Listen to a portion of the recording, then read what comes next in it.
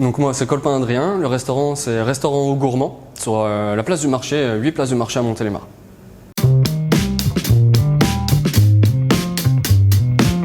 C'est vraiment, c'est plus qu'une passion, c'est plus qu'un métier. Pour moi, c'est vraiment un mode de vie aussi. C'est vraiment dans mes fibres, c'est quelque chose, si je cuisine pas, je me sens pas bien en fait. Alors du coup, la Franche-Comté, c'est vraiment là où tout a commencé pour moi au niveau de la cuisine.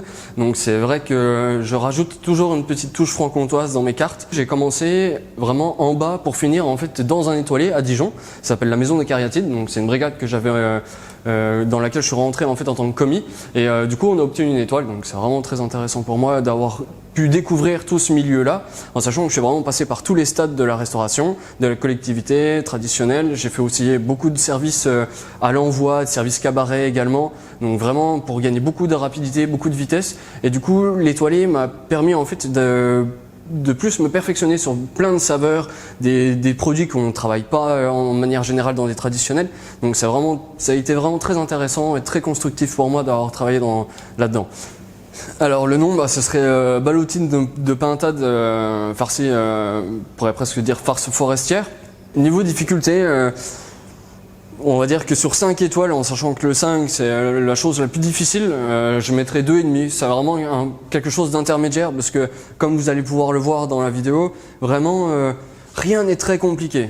J'ai choisi ça parce que la pintade, je trouve que ça fait très Noël, très fête. Le foie gras également, du coup.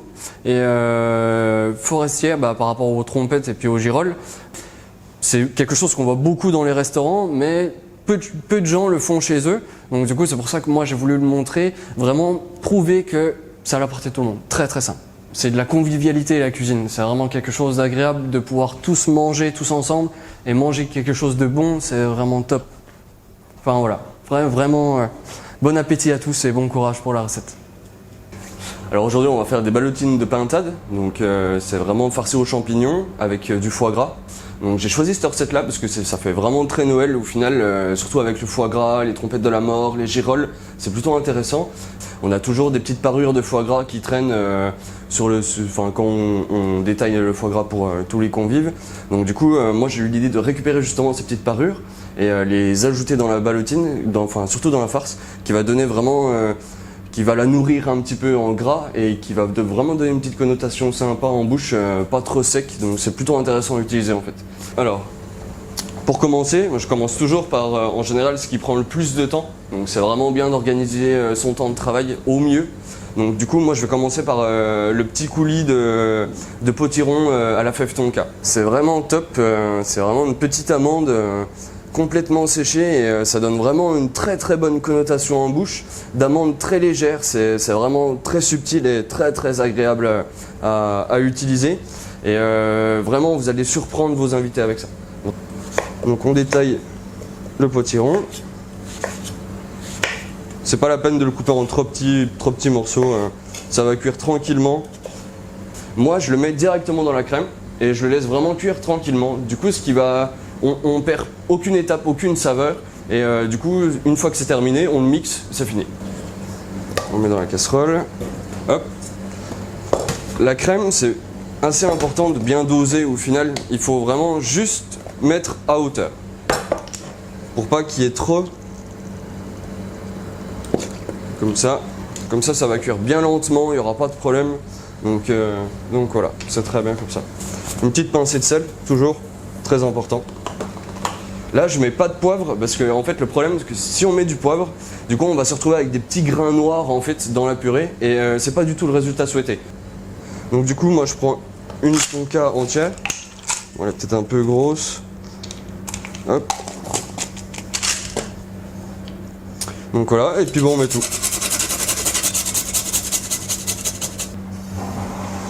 On met au minimum et on y laisse tranquillement pendant que nous on fait d'autres choses. Une fois que ça a bien chauffé, que vous avez piqué le potiron et puis qu'il est bien mou, bien au top. Du coup moi je le fais avec un blender mais mixeur ça marche très bien, on va faire quelque chose de très lisse. Donc du coup voilà, bien mousseux, on voit bien que ça a bien mixé, on voit bien que c'est bien lisse aussi, donc c'est vraiment bien, j'ai dit beaucoup de fois bien là par contre, je viens de m'en rendre compte. Bon au final on est plutôt pas trop mal. Donc du coup, comme je vous l'ai dit, moi j'ai le biberon, donc j'utilise le biberon. Comme j'aimerais qu'il reste chaud, du coup dans la table chaude, moi pendant le service c'est bien plus pratique. Alors du coup on va mettre plusieurs légumes, parce que j'adore rajouter plein de légumes, notamment ceux qui viennent du marché. Donc du coup là on a plein de petites couleurs, plein de petites carottes de couleur, donc ça rajoute beaucoup de peps dans les assiettes et moi je trouve ça assez festif au final. Et puis du coup là j'ai eu de la chance de tomber sur des mini carottes, donc c'est vraiment l'idéal en fait pour les présentations, parce que du coup une fois épluchées, une fois cuites, on va juste couper le culot et on va les faire tenir droites comme ça dans l'assiette. Donc ça peut faire un petit peu sapin de Noël, ça peut faire un peu tout ce qu'on veut quoi. Donc je trouve ça plutôt intéressant. Du coup là j'ai une petite barquette, 2 carottes violettes, 2 jaunes. Hop. Voilà. C'est important de bien faire 3 cuissons en fait. Mais du coup on n'est pas obligé de changer l'eau. C'est ça qui est intéressant. On va commencer par les plus clairs, ensuite les oranges et du coup on termine tout le temps par les violettes. Voilà. Du coup, au final, pareil quand on les épluche, c'est toujours mieux de commencer par la blanche, ensuite l'orange et puis finir par la violette. Parce que du coup, si là j'épluche une violette, je me mettrai de nouveau à éplucher une blanche, bah du coup je mettrai du violet dessus, puis après ça s'enlève pas quoi. C'est vraiment taché, c'est taché. Donc très simple, une pincée de sel, toujours penser à saler. Les carottes jaunes, donc ça cuit 5 minutes à peu près à chaque fois. Du coup là je vais m'occuper ensuite des champignons. Du coup, pour marquer les champignons en cuisson, j'aime bien les faire revenir avec une échalote. Je trouve que l'échalote ça donne un bon goût et plus digeste que l'oignon. C'est pour ça que je préfère utiliser l'échalote.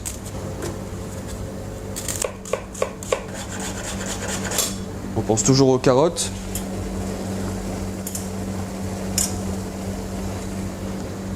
Si je plante, le couteau il va bien jusqu'au fond. Hop.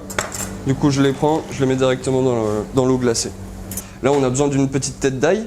Donc c'est pareil, l'ail, vous embêtez pas à tout couper en petits morceaux. On va la chemiser très simple. Vous la prenez, vous la posez sur la planche, paume de la main, hop, j'appuie. Voilà, terminé. Très simple, ça donne un petit peu de goût. C'est parfait, c'est ce qu'il nous faut. On prend les 3/4 des échalotes. Ça c'est tout dépend de la quantité de champignons que vous avez à faire. Hop, on voit les échalotes, elles commencent un petit peu à dorer, donc c'est pas trop mal. Donc voilà, c'est pas mal. Le beurre, toujours moussant. Faut toujours qu'il soit moussant le beurre. Légèrement bruni, ça fait un petit beurre noisette, c'est pas trop mal.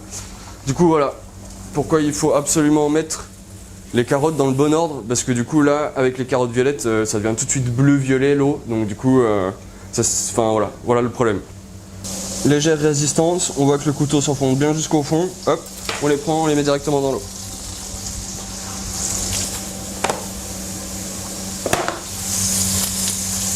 Trompette. Du coup pareil, toujours saler un petit peu, surtout les trompettes, un petit coup de moulin. Et du coup l'avantage de justement pas couper en tout petits morceaux l'ail et qui donne juste un bon goût, c'est parce que du coup après pour l'enlever, voilà ce que j'ai besoin de faire. Hop, je la prends, je l'enlève, terminé. Là on voit bien toutes les échalotes qu'on légèrement grillées. Le terme culinaire c'est ferré, normalement sans matière grasse. Mais du coup j'aime bien, ça donne une petite connotation de noisettes grillées, parfois avec le beurre, c'est plutôt pas mal. Voilà, c'est vraiment en se concentrant vraiment sur les saveurs, mais c'est plutôt cool. Dans une petite boîte, ça va finir tout tranquillement de chauffer. Donc voilà. Du coup là pour les girolles, je fais vraiment un beurre noisette, donc c'est un beurre que vous laissez vraiment monter en température. Il va devenir brun, donc d'où le nom noisette. Et vous allez voir, il va dégager une odeur un peu d'arachide. Donc c'est vraiment un beurre que je préconise pour la girole. Vraiment lui donner une bonne saveur torréfiée, c'est vraiment plus agréable. Donc, on commence par les échalotes comme tout à l'heure, ensuite la petite gousse d'ail.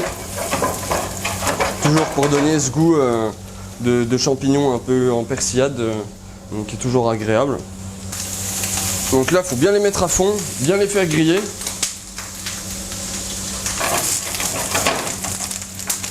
Hop, on baisse le feu. Il y en a plein qui utilisent des spatules. Moi, je préfère la Maryse. parce que du coup la maryse elle résiste à la chaleur, donc gros avantage. Et de plus, ma poêle elle est toute propre quoi. Donc je perds rien, les petites échalotes que j'ai mis, voilà, j'ai tout dans ma petite boîte. Donc c'est l'avantage. Chou romanesco, alors du coup j'ai choisi ce chou là, tout simplement parce que du coup vous allez le voir, il a un peu la forme d'un petit sapin de Noël. Donc c'est vraiment pour les fêtes et tout, c'est toujours sympa, c'est toujours rigolo. Un chou romanesco, moi je compte pratiquement entre 6 à 8 personnes. Rien que là, 3 sommités, quand vous allez voir quand on va y placer dans l'assiette, au final votre assiette elle est déjà bien garnie. On blanchit à l'eau et du coup après je le fais revenir en fait, là pour cette recette là, je fais revenir mes légumes dans de l'huile de sésame. Donc ça donne vraiment une super connotation l'huile de sésame. J'adore cette huile là pour la cuisson des légumes. Enfin vraiment dernier moment pour les faire revenir, moi j'adore. Franchement ça donne vraiment un super goût. Une fois que l'eau bout, comme pour les autres légumes, de toute façon c'est la règle. Hop, une petite pincée de sel. Moi pour tout ce qui est légumes verts, ce qui est très intéressant c'est de travailler avec du bicarbonate de soude. Donc vraiment alimentaire, ça en plus c'est vraiment top, il y a mille et un usages à faire avec ça, même toutes les mamies vous le diront, enfin c'est vraiment un truc de grand-mère, ça c'est top. Mais l'avantage aussi c'est qu'il fixe en fait tout ce qui est chlorophylle sur les légumes verts. Donc c'est vraiment sympa à utiliser et de plus ça accélère la cuisson des légumes. Donc ça c'est vraiment top, vraiment cool. Donc on en met l'équivalent d'une petite cuillère. Faut faire attention car ça va, si on peut dire, un peu purifier l'eau. Donc du coup si vous en mettez trop ça risque de déborder. Donc du coup on met le romanesco dedans. Hop. Et du coup là il faut vraiment pas que ce soit à grosse ébullition. Donc petit frémissement, on baisse l'eau parce que sinon en fait on va perdre justement la démarcation des petits sapins, enfin des petits pics de sapin sur le romanesco. Et du coup ce serait dommage comme on cherche un visuel quand même assez classe. Donc c'est pour ça, vraiment tout tranquillement, il n'y a pas besoin de presser. On respecte le produit, on l'agresse pas, c'est au top.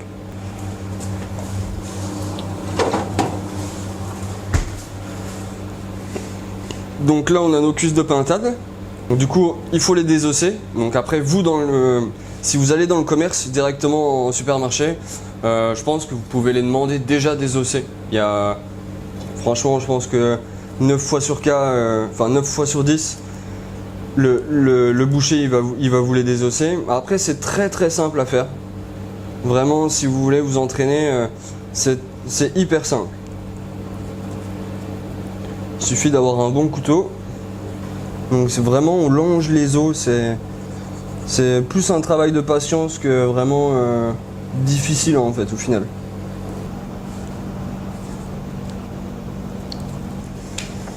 Donc là, pour enlever la peau en fait de la pintade, au final, ça va être très simple parce que du coup, on va réutiliser justement toute la viande qui est autour. Donc en fait, le mieux, c'est de l'enlever. Franchement, ça s'enlève tout seul. Il suffit de tirer un petit peu dessus et vous allez voir, ça se déchire tout seul. Hop. Et du coup, ça ira directement dans le blender pour pouvoir faire la farce. Donc du coup, les romanesco doivent être bons. Hop, on les plonge directement dans l'eau. Avec les carottes, ça pose pas vraiment de problème. Hop. Et voilà. Deux cuisses de pintade désossée, donc sans la peau, parce que du coup la peau on va la réutiliser pour faire la chips tout à l'heure. Donc du sel, du poivre, je mets un blanc d'œuf seulement, parce que là j'en ai que 2. Hop. Donc vraiment que le blanc, pas le jaune, surtout pas, j'en veux pas. Voilà. Donc comme je disais tout à l'heure, parure de foie gras. Donc admettons que vous ayez coupé votre foie gras pour Noël, vous l'avez présenté, il vous reste toujours une ou deux chutes. Et ben écoutez, c'est le moment au final de le mettre dedans. Donc là il y a 2 filets.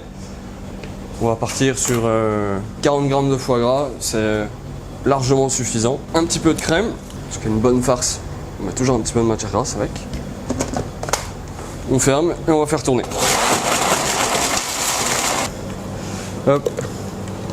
Donc du coup, là on a une belle farce, une bonne consistance. Donc vraiment avec deux filets là, je suis sûr que je peux faire même plus que 4 ballotines.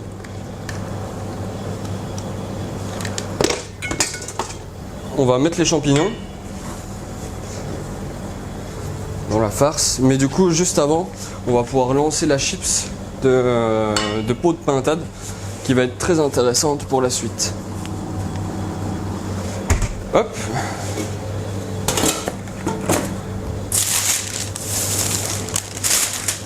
Donc vous prenez une plaque, papier sulfu, ça va très bien. Donc le but c'est vraiment d'étaler au mieux la peau. Donc, vous l'étalez bien.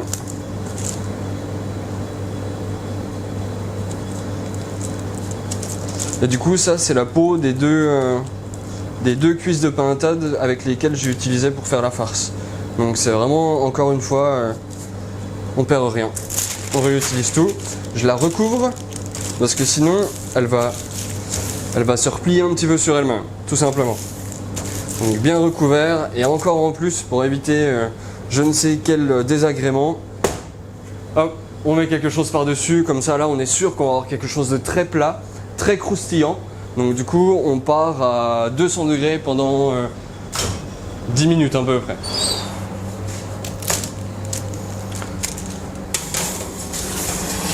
Hop. Donc voilà, pendant que ça chauffe, on a notre farce, on va prendre les champignons. Tac. Donc on a nos trompettes, on a nos petites girolles. Du coup je vais commencer par les girolles, on va en prendre la moitié, je dirais la moitié de la boîte à peu près. Hop. On va en garder quelques-unes pour pouvoir notamment faire la sauce qui va aller avec, et en mettre quelques-unes en éléments de décor dans l'assiette qui va accompagner les légumes. Donc du coup je les coupe vraiment grossièrement.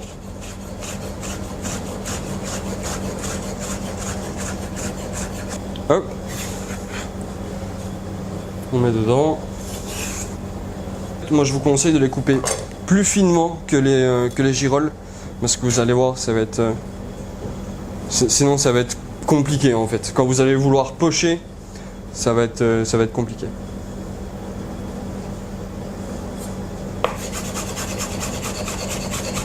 Et on met tout. Donc on mélange bien. On va avoir quelque chose d'homogène, bien mélangé. Donc voilà, on remplit la poche.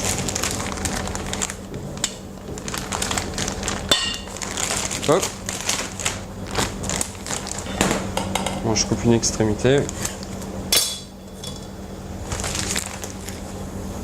Je vais prendre ma petite cuisse de pintade, un tout petit peu de sel, un peu de poivre, un joli rondin. Vraiment on est généreux, c'est Noël, on n'hésite pas, vraiment on se fait plaisir. Et ensuite, tout simple, on prend et puis on va venir fermer notre ballotine comme ça. Donc du coup, ficelle alimentaire, hop, on prend 2 morceaux, hop, on prend au milieu. 2 tours, je serre, hop, j'en refais un tour, tac, et je coupe, hop.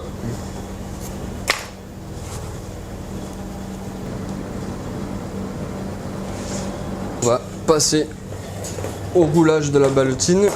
On prend une belle longueur. Hop. En fait, l'avantage d'utiliser dans ce sens-là, c'est que du coup, il vous reste un peu de marge encore pour pouvoir fermer la ballotine. Donc c'est pour ça. On la roule bien. Hop. Le reste là va rouler tout naturellement. Hop. Le four a sonné, on va regarder.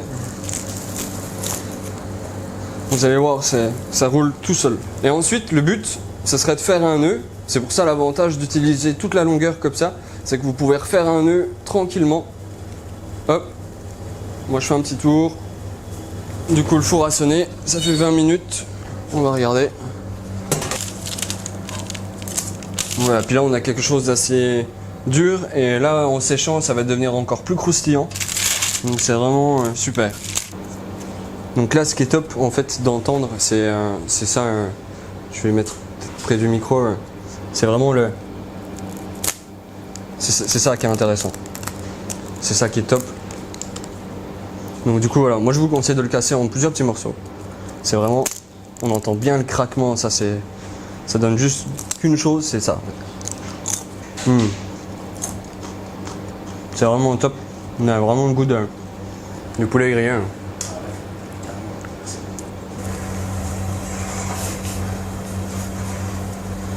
Donc les ballotines, eau bouillante, mais vraiment bouillante. Faut que ça frémisse, faut qu'il y ait des grosses bulles. Je prends les ballotines, en général on va partir sur 5 minutes à peu près de cuisson. Donc vraiment eau bouillante. Du coup je les plonge dedans. Hop. On met les 4, vraiment grosse ébullition. Ensuite on va passer directement en fait, sur la sauce. Donc petite sauce aux champignons, moi j'adore faire des sauces minutes, donc hop, c'est parti. On récupère les petites sommités d'échalotes que j'avais tout à l'heure, un tout petit peu de beurre histoire de les faire confire. Dès qu'elles colorent bien, hop, je rajoute quelques girolles, baisse le feu, quelques trompettes.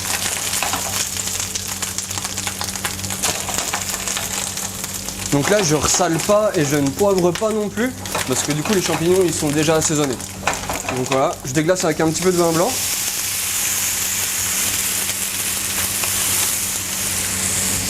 Je fais toujours flamber le vin, c'est très important, ça enlève l'alcool et enfin moi je préfère. On perd cette acidité en fait que le vin procure quand il n'est pas flambé. Donc c'est vraiment, moi je le fais tout le temps. Un tout petit peu de crème.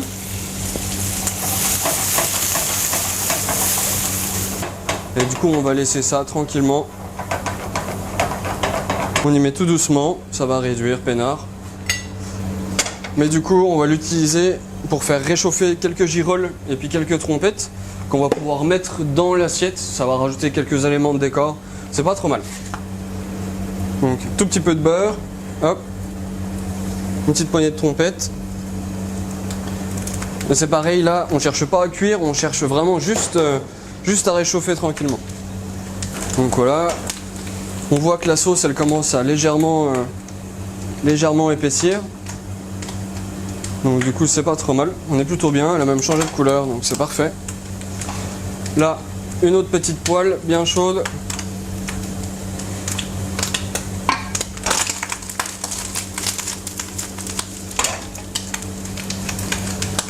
De l'huile de sésame.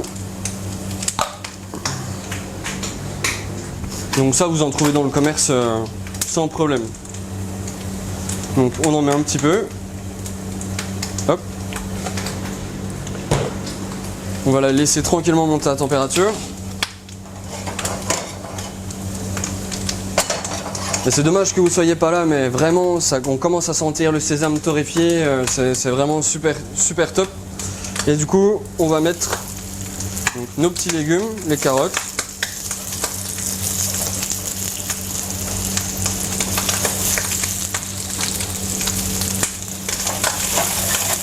Donc on les fait bien revenir dedans, on n'hésite pas. Les carottes, les violettes justement, je les mets pas tout de suite encore, parce que le même problème que pour la cuisson, sinon ça va les colorer. Donc je mets les choux romanesco.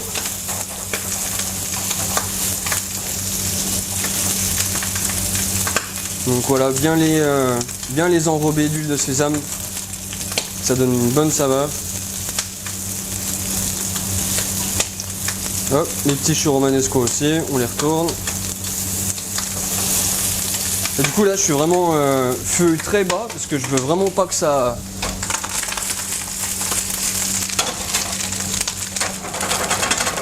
Je veux vraiment pas que ça les surcuisse ou que ça les abîme ou que ça les colore.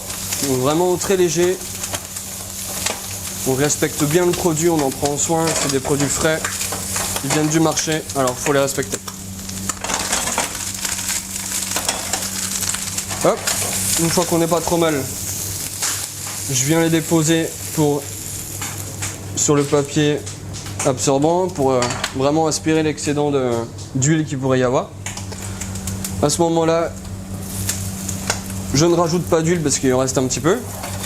Je fais revenir mes petites carottes de couleur. Là, on a nos petites poêlées de champignons qui crépitent dans tous les sens. Donc, pareil, on va les mettre sur le papier absorbant pour justement éviter qu'il y ait trop de gras quand on va dresser.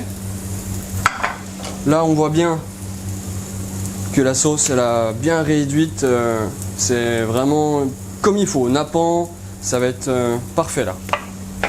Donc voilà, et là, normalement, bientôt, on va avoir nos ballotines de pintade.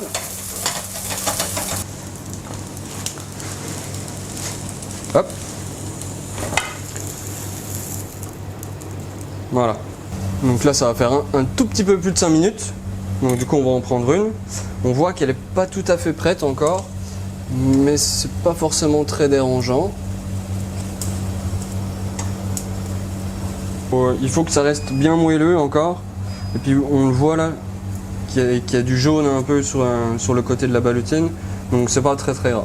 C'est même mieux, ça veut dire que le foie gras, on l'a suffisamment dosé pour que du coup il puisse transpirer et nourrir tout le reste de la ballotine. C'est pas trop mal. Après, poêle chaude. Après, il faut pas hésiter à ajuster le temps de cuisson. Si là, j'aurais peut-être même dû mettre 10 minutes. 10 minutes, ça aurait été pas trop mal. Du coup, après, on ouvre sur le côté, à une des deux extrémités. Voilà. Parce que du coup, après, vous aurez juste à presser d'un côté et vous allez voir que tout va sortir. Donc, c'est plutôt pratique. Et puis, ça évite de trop se brûler les doigts. Donc là, il faut vraiment un beurre bien noisette, bien coloré déjà. Ça va donner une belle coloration ensuite à la peau de la ballotine. Hop. On va baisser un petit peu le feu. Donc un beurre pas forcément noir, mais bien noisette déjà. Bon, après, tout le monde ne le fait pas. Moi j'aime bien le faire. J'aime bien en fait nourrir un peu les viandes que je cuis, donc tout ce qui est ballotine de poulet, le bœuf aussi. C'est tout simple de prendre du beurre et le reverser par-dessus. Ça va permettre de bien nourrir la chair et du coup ce sera bien plus tendre. Moi c'est quelque chose que je préconise, vraiment c'est top. Et puis là on voit que ça a bien coloré. On a une jolie coloration là, c'est parfait ça. Donc on va bien laisser. Par contre ouais, faut faire attention, ça éclabousse un peu. Hein. Donc,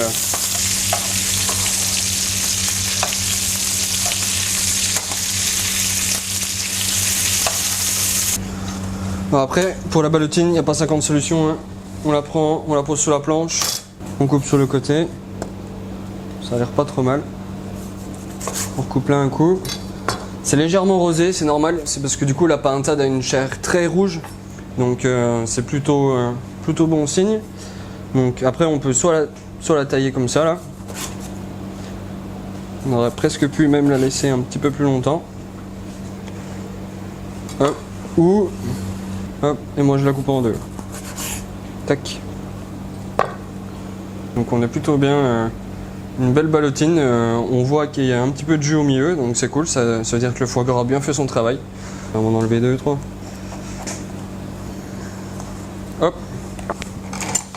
Si vous n'avez pas de biberon, je vous avais dit de mettre dans une boîte, donc c'est l'avantage. Une cuillère à soupe, on prend un tout petit peu en quantité et on va faire un rond collé sur l'assiette. Vous allez voir, c'est vraiment très simple. Si vous l'avez, voilà, le mieux. Voilà, vous faites un joli quadrillage et ensuite on va venir déposer donc nos petits légumes. Hop, voilà, je coupe toujours les petites extrémités parce que du coup après c'est bien plus facile à placer dans l'assiette. Voilà. Donc très simple, soit on les coupe en deux, soit on peut les laisser entières, au final il n'y a pas grande importance. Hop, quelques trompettes pour donner un petit peu de couleur foncée. Hop, 2-3 girolles aussi. La sauce qui va venir tout de suite après. Donc du coup j'en pose vraiment un tout petit peu, c'est juste pour faire un tout petit tapis. Voilà, pour poser ma ballotine. Hop. Donc on peut le mettre comme ça. Comme ça me plaît un peu plus. Donc voilà, toujours un ouvert vers la garniture et un ouvert vers soi. Moi j'aime bien, ça fait vraiment quelque chose d'ouvert sur soi-même, sur les clients, sur celui qui va manger le plat aussi. Donc moi je préfère. Après vous pouvez très bien le présenter comme ça. Hop, vraiment faire tous des petits rondins en fonction de où vous avez ficelé.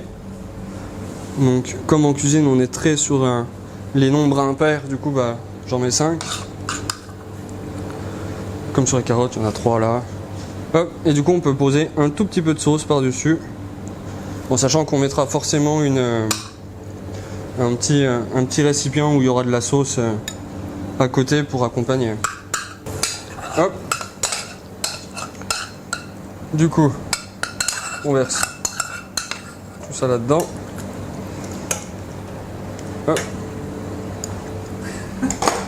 Ça c'est pour le cuisinier, c'est pas trop mal, ça me plaît bien.